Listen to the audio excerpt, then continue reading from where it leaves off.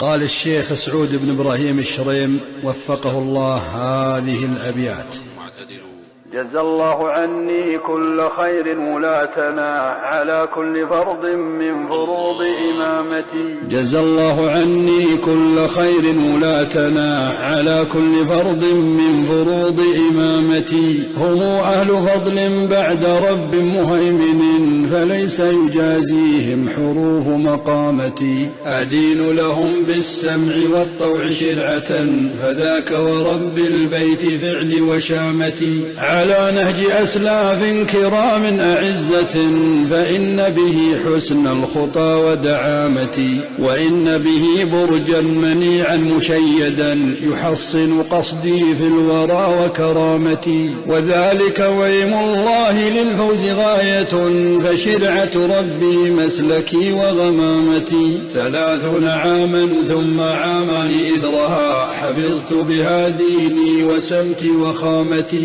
30 عاما ثم عامان إثرها حفظت بها ديني وسمتي وخامتي. فلله كم آثرت حقا جواره فإن جوار البيت طوق حمامتي. ففي بيت رب البيت أنس وبلغة وفي بيته عني أزلت سآمتي. وما فتئت نفسي تروم مثابة ففي مكة الغرى تمام إقامتي. حظيت بحسن الظن من كل زائر وما نزعت للسوء يوما عمامتي. ألا رب فاسترني كسترك ما مضى ولا تخزني يا رب يوم قيامتي. وحط إلهي في المعاد ركائبي بعالية الفردوس دار مقامتي. وحط إلهي في المعاد ركائبي بعالية الفردوس دار مقامتي.